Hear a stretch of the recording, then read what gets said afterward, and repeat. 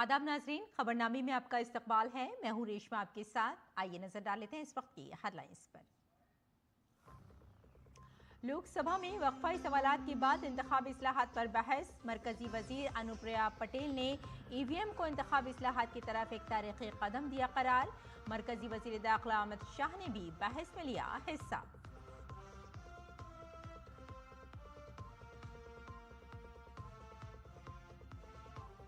राज्यसभा में कौमी गीत वंदे मातरम की 150वीं सालगिरह पर बहस। मरकजी वजीर जेपी नड्डा बहस का करेंगे अख्तिताम। अपोजिशन अरकान ने भी अपने ख्यालात का किया इजहार।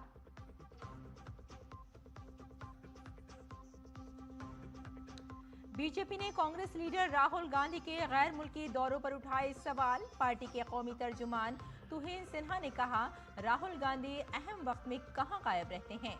राहुल पर प्रोपेगेंडा फैलाने का इल्जाम।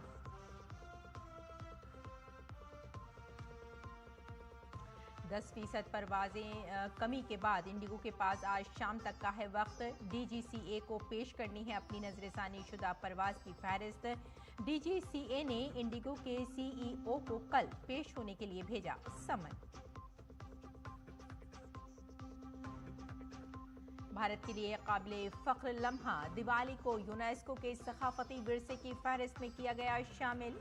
ये ऐलान लाल किले में यूनेस्को के 20वें इजलास में किया गया ऐलान। वजीर आजम ने खुशी का इजहार करते हुए कहा, दिवाली हमारी सकाफत और इक़्तिदार से मुंसलिक है।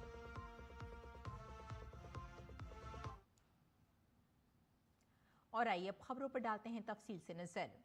आज लोकसभा में वक्फाई सवालात खुश उसलूबी से जारी रहा। इस दौरान अरकान पार्लियामेंट ने मुख्तलिफ वजारतों से मफाद आमा से मुताल्लिक़ अहम सवालात भी पूछे और मुताल्लिक़ा वज़रा ने जवाबात दिए। लोकसभा में अहम दस्तावेज़ात को ऐवान की मेज़ पर रखने के बाद इंतखाबी इस्लाहात पर बहस शुरू हुई। काबिल ज़िक्र है कि कल लोकसभा में इंतखाबी इस्लाहात पर बहस शुरू हुई थी। वहीं मरकजी वज़ीर दाखिला अमित शाह ने बहस में लिया था हिस्सा और बहस के दौरान हुक्मरान जमात और अपोजिशन जमातों की जानिब से शदीद हमले और जवाबी हमले हुए।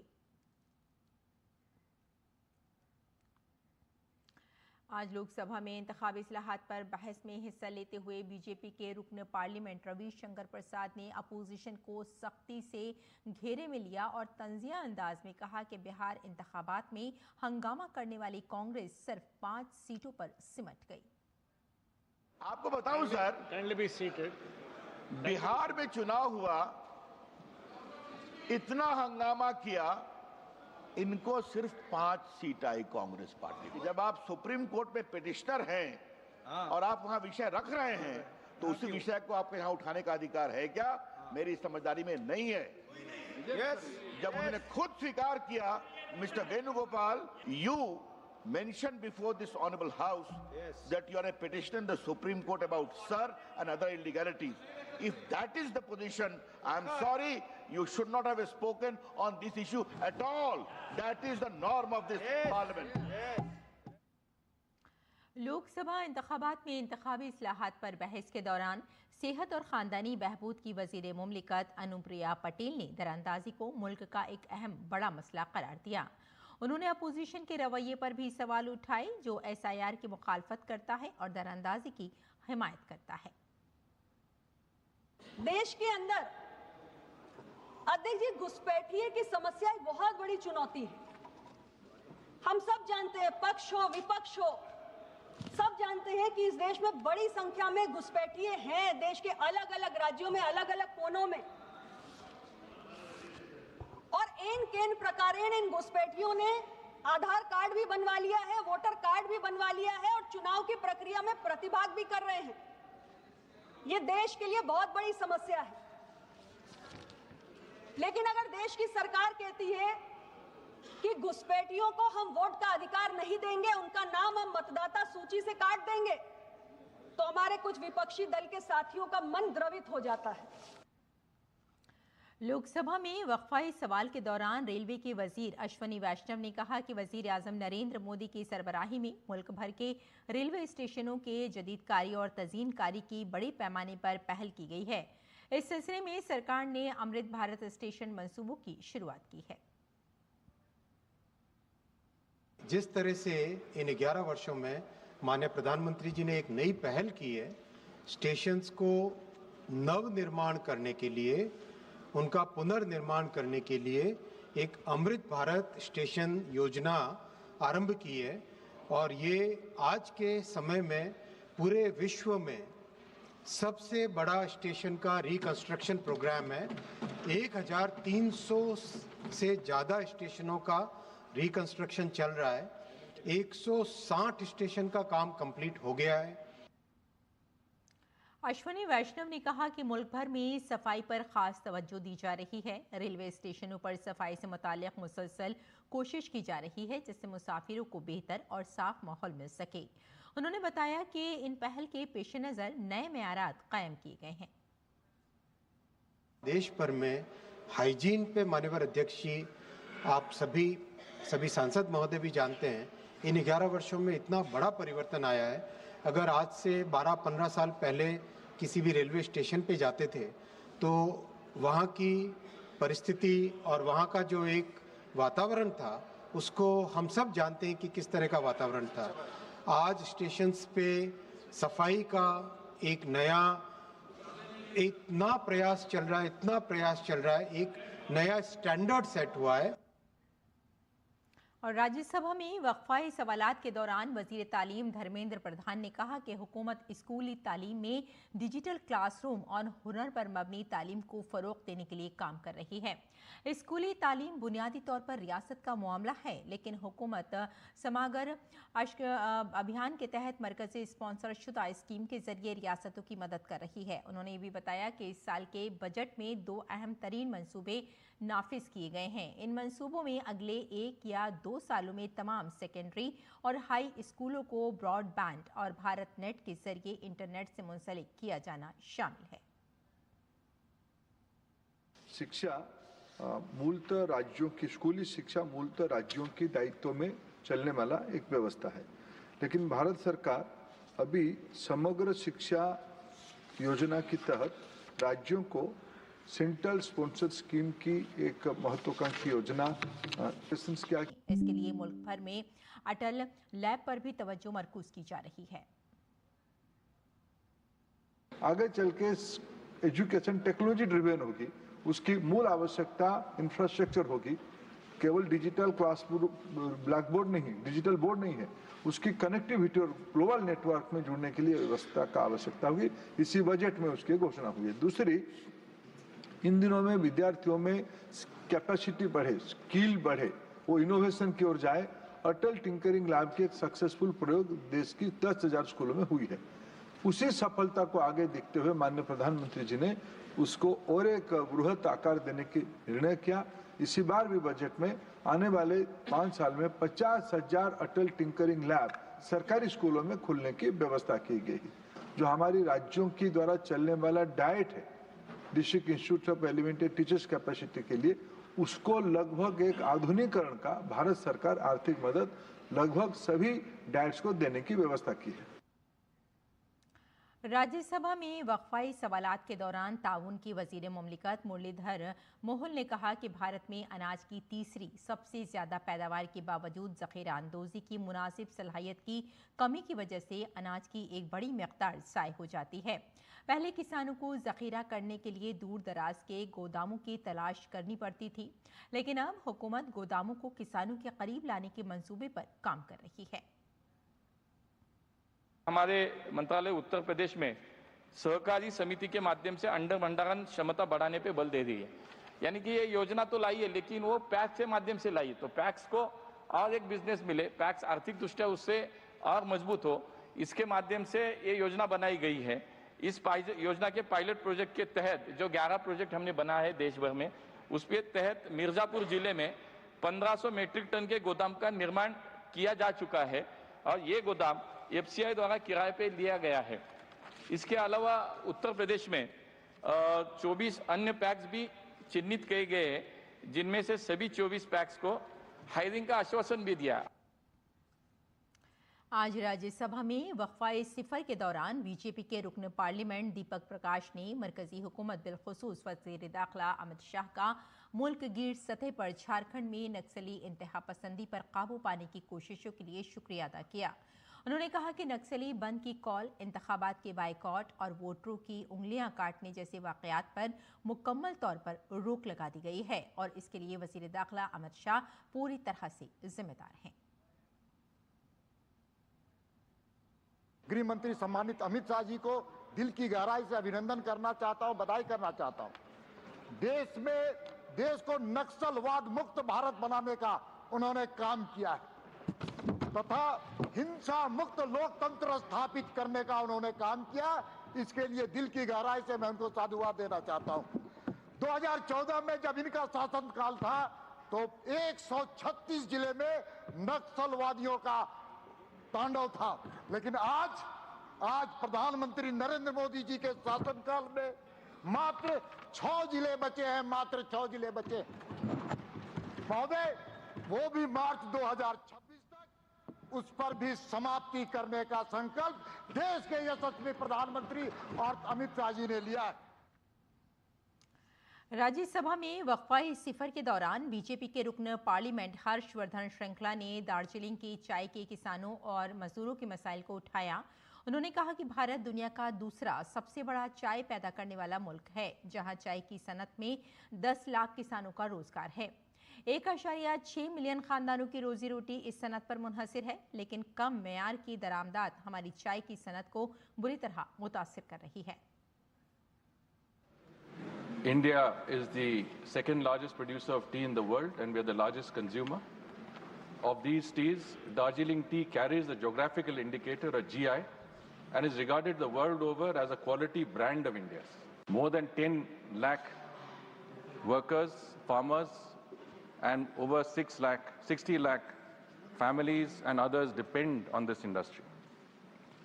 Sir, in recent times, this sector has unfortunately faced multiple challenges, from a sharp rise in low-quality imports to climate stress, labor shortages, and price instability. Imports from African countries and Nepal have reportedly risen by nearly 45% in the first half of 2025 alone. And concerns have been raised that such imports are diluting the value of Indian teas, especially Darjeeling tea. मरकजी वजीर दाखिला और ताउन अमित शाह ने राज्यसभा के chairman CP Radhakrishnan को एक खत लिखा है। राधाकृष्णन ने पार्टियों और रहनुमाओं का जिन्होंने मुख्तलिफ औकात, मकामात और सालों में कौमी तराना गाने से इनकार किया है, उनमें SP MP Ziaur Rahman Barq, Congress MP Imran Masood, NC MP Aga Syed Mehdi, Congress MLA Arif Masood, मौजूदा कर्नाटक की वजीर आला सिद्धारमैया, आरजेडी एमएलए सऊद आलम, कांग्रेस और समाजवादी पार्टी के मेंबरान वगैरह शामिल हैं। खत में मरकजी वजीर दाखिला ने लिखा कि वंदे मातरम की 150वीं सालगिरह पर राज्यसभा में बहस के दौरान उन्होंने कौमी तराने के हवाले से वक्तन फवक्तन कुछ पार्टियों और अवामी नुमाइंदों की तरफ से नाकाबिल कबूल रवैये के वाक़यात का तज़किरा किया है। काबिल ज़िक्र है कि एमपी जयराम रमेश ने मुतालबा किया था कि तस्दीक शुदा मालूमात पेश की जाएं और अमित शाह ने इस सिलसिले में मालूमात फराहम करने पर रजामंदी जाहिर की थी। वज़ीर दाखिला ने यह भी मुतालबा किया कि इस मालूमात को राज्यसभा के सरकारी रिकॉर्ड में शामिल किया जाए।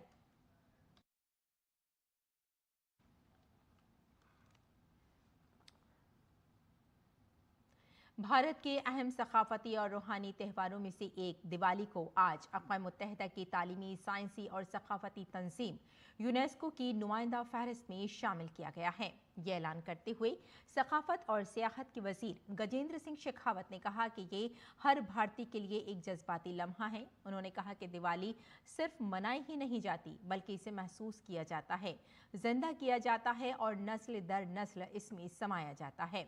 शेखावत ने कहा कि ये पहचान सिर्फ एक एजाज ही नहीं है बल्कि इस बात को यकीनी बनाने की जिम्मेदारी है कि दिवाली एक जिंदा विरसा रहे। भारतवासियों के लिए अत्यंत खुशी का विषय कि हमारी इस परंपरा का, हमारे इस त्यौहार का, जो त्यौहार सर्वस्पर्शी है, सर्वसमावेशी है, सबके जीवन में रोशनी लाने के संकल्प के साथ में मनाया जाता है। वो त्यौहार जो असत्य पर सत्य की विजय का प्रतीक है, जो बुराई पर अच्छाई की विजय का प्रतीक है, ऐसे त्यौहार को विश्व धरोहर की सूची में मान्यता की दिया जाना निश्चित रूप से हम सब के लिए अत्यंत प्रसन्नता और सौभाग्य का विषय है। मैं इसके लिए माननीय प्रधानमंत्री जी का अभिनंदन और आभार ज्ञापित करते हुए उनको पहली बधाई देना चाहता हूं। वज़ीर-ए-आज़म नरेंद्र मोदी ने रोशनियों के त्यौहार दिवाली को यूनेस्को के सकाफती विरसे की फहरिस्त में शामिल करने पर खुशी का इजहार किया है। सोशल मीडिया प्लेटफॉर्म एक्स पर अपनी पोस्ट में वज़ीर-ए-आज़म ने लिखा है, मुल्क और दुनिया भर के लोगों में ज़बरदस्त जोश व खरोश है। दिवाली एक त्यौहार है जो हमारी सकाफत और रफ्तार से मुंसलिक है। ये हमारी तहजीब व सकाफत की रूह है। ये रोशनी और सच्चाई की अलामत है। दिवाली को यूनेस्को के विरसे की फहरिस्त में शामिल करने से दुनिया भर में इस त्यौहार की मकबूलियत में इजाफा होगा। भगवान श्री राम के नज़रियात हमारे लिए मशअल राह हैं। आइए अगली खबर का रुख करते हैं। दिल्ली के भारत मंडपम में इंसानी हुकूक के दिन के मौके पर एक तकरीब का इनाकाद किया गया, जिसमें सदर जमहूरिया द्रौपदी मुर्मू ने बतौर मेहमान खुसूसी शिरकत की। कॉन्फ्रेंस से खिताब करते हुए सदर जमहूरिया ने कहा कि इंसानी हुकूक कमीशन ने खवातीन की तालीम और तहफ़्फ़ुज़ के लिए बेहतरीन काम किया है, जिसके लिए वो मुस्तहिक हैं। महिलाओं का सशक्तिकरण और कल्याण मानव अधिकार के प्रमुख आधार स्तंभ है। बेटी बचाओ बेटी पढ़ाओ अभियान के बेटियों की शिक्षा को बढ़ावा मिला है, विशेषकर उन क्षेत्रों में जहां बेटियों की संख्या कम है। मुझे ये देखकर प्रसन्नता होती है कि सरकार की अनेक प्रभावी योजनाओं के माध्यम से महिलाओं की आर्थिक भागीदारी, सम्मान और आत्मनिर्भरता को बल मिला है। मुझे ये जानकर प्रसन्नता है कि आयोग द्वारा सार्वजनिक स्थानों और कर्मस्थलों में महिलाओं की सुरक्षा के विषय पर सम्मेलन का आयोजन किया गया है। मगरबी बंगाल में इंतखाबी फहरिस्तों के जारी SIR के अमल के दरमियान इलेक्शन कमीशन ने एक सख्त पैगाम जारी किया है। कमीशन ने वाज़ेह तौर पर कहा कि सरकारी दस्तावेजात या शनाख्ती कार्ड के साथ छेड़छाड़ की किसी भी कोशिश के नतीजे में फौरी और सख्त कानूनी कार्रवाई की जाएगी। एक तहरीरी बयान में रियासत के चीफ इलेक्टोरल ऑफिसर के दफ्तर ने खबरदार किया कि ऐसे मुजरिमों को ताज़ीरात हिंद IPC 2023 की दफ़ा 337 के तहत सज़ा दी जाएगी। सज़ा में 7 साल तक की कैद और जुर्माना वगैरह शामिल है। इस शख्स का इतलाक़ अहम दस्तावेजात जैसे वोटर शनाख्ती कार्ड, आधार कार्ड, पैदाइश और मौत के सर्टिफिकेट्स, अदालती रिकॉर्ड, सरकारी दस्तावेजात और पावर ऑफ अटॉर्नी के साथ छेड़छाड़ पर होता है। इन खिलाफ वर्जियों की रोकथाम के लिए कमीशन ने एक AI पर मबनी स्कैनिंग सिस्टम नाफिज किया है, जो वोटरों की तफसीलात समेत नाम और तस्वीर में तजादात का पता लगाना है। मरकजी हुकूमत ने गुज़िश्ता दिनों बड़ी तादाद में परवाजें मनसूख करने वाली एयरलाइन इंडिगो के खिलाफ कार्रवाई करते हुए इसे अपने फ्लाइट शेड्यूल में 10% कमी करने का हुक्म दिया है। शहरी हवाबाजी के वजीर के राम मोहन नायडू ने मंगल को इंडिगो के chief executive officer Petra Albert's को तलब किया। DGCA के हुक्म के मुताबिक परवाज़ों की तादाद में कमी खास तौर पर हाई डिमांड वाले सेक्टर्स और हाई फ्रीक्वेंसी वाले सेक्टर्स पर मुनहसर होगी। जहां इंडिगो की वाहिद फ़्लाइट होगी, वहां कमी नहीं की जाएगी। एयरलाइन को हिदायत की गई है कि वो शाम 5 बजे तक नजरसानी शुदा शेड्यूल पेश करे। आज इंडिगो ने अपने मौसम सरमा के मुकर्ररा औकात में फ़ी हफ्ता 15,014 परवाज़ों का ऐलान किया था, जो सितंबर में शुरू हुआ था। 10% कमी का मतलब है कि इसे अपनी हफ्तेवार परवाज़ें 1500 तक कम करनी होंगी। रेगुलेटर ने बताया कि मुकर्ररा औकात के मुताबिक इंडिगो को नवंबर में 64,346 परवाज़ें चलानी थीं, लेकिन उसने सिर्फ 59,438 परवाज़ें ही चलाईं, जिनमें से 951 परवाज़ें मनसूख हुईं। मज़ीद बरा इसके 403 तैयारों के बेड़े में से एयरलाइन ने अक्टूबर में सिर्फ 339 और नवंबर में 344 तैयारे ही चलाए। काबिल ज़िक्र है कि दिसंबर में इंडिगो की हज़ारों परवाज़ें मनसूख होने के बाद हुकूमत ने इस मामले की तहक़ीक़ात के लिए 4 रुकनी आला सतही कमेटी तश्कील दी थी। और गोवा के वज़ीर आला प्रमोद सावंत ने आतिशज़दगी के वाक़े के बाद रियासत में लोगों और सयाहों की हिफाजत के सिलसिले में एक मीटिंग की सदारत की।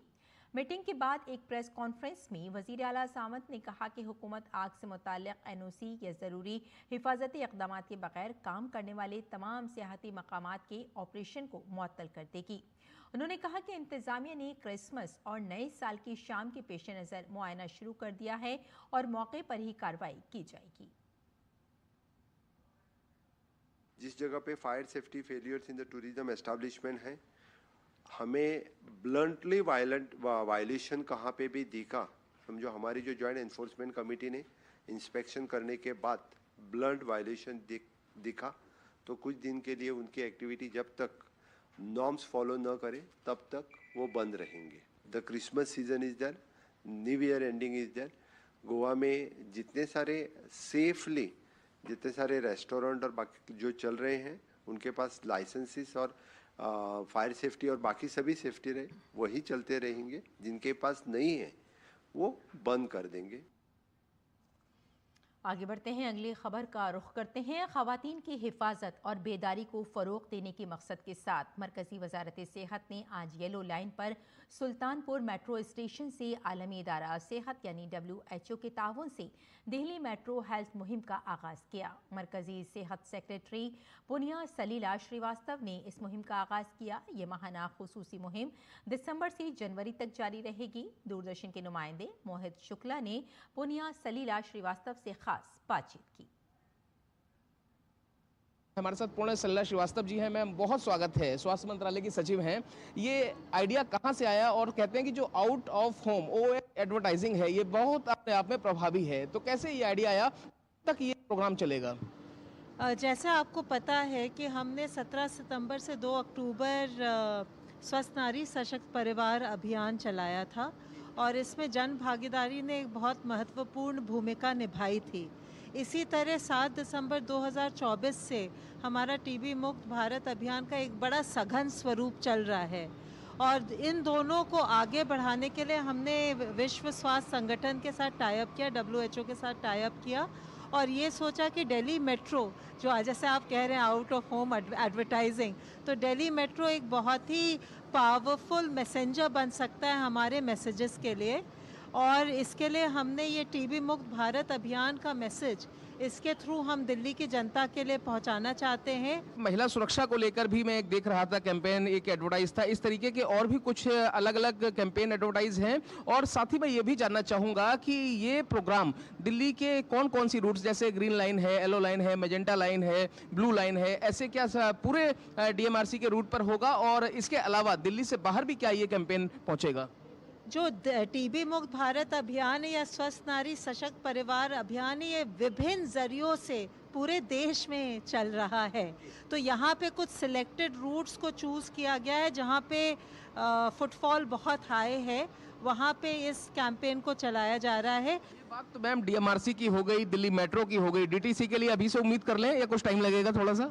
आप जो है ये उम्मीद करें कि दिल्ली की हर जनता जो है वो इस मैसेज को अपनाए। इसको विभिन्न पहलुओं से बस स्टैंड पे लगाया था दिल्ली सरकार ने, NDMC ने ऐसे मैसेजेस, तो हर पहलू से लोगों को एक हमारा जो X है, हमारा जो ट्विटर माध्यम है, जो हमारा इंस्टाग्राम है, जो हमारा YouTube पेज है, उस पे भी लोग जाएं और इसके बारे में सारी जानकारी हासिल करें। ठीक है, वक्त देने के लिए बहुत शुक्रिया। तो साफ तौर पर आप पुण्य सलीला श्रीवास्तव जी को सुन रहे हैं। दिल्ली मेट्रो, मेरे पीछे आप देख रहे हैं, ये मेट्रो दिल्ली की जिन जिन रूट्स पर ऐसी मेट्रो दौड़ेंगी वहां आपको ऐसा ही कैंपेन मिलेगा, क्योंकि आउट ऑफ होम एडवर्टाइज अपने आप में एक अनोखा है और क्योंकि ये पहल भी अनोखी है, अलग है। दिल्ली से कैमरा पर्सन विश्वबंधु के साथ मैं मोहित शुक्ला, दूरदर्शन न्यूज। और खेल की खबरों में, तमिलनाडु में खेले जा रहे मर्दों के जूनियर हॉकी आलमी कप में भारतीय टीम आज अर्जेंटीना का मुकाबला करेगी। गुज़िश्ता 2 आलमी कप में चौथे नंबर पर रहने वाली भारतीय टीम को सेमीफाइनल में 7 बार के चैंपियन जर्मनी के खिलाफ की गई गलतियों को दोहराने से बचना होगा और इसे 1-5 से शिकस्त का सामना करना पड़ा था। तो खबरनामे में फिलहाल इतना ही। इजाजत दी, आदाब।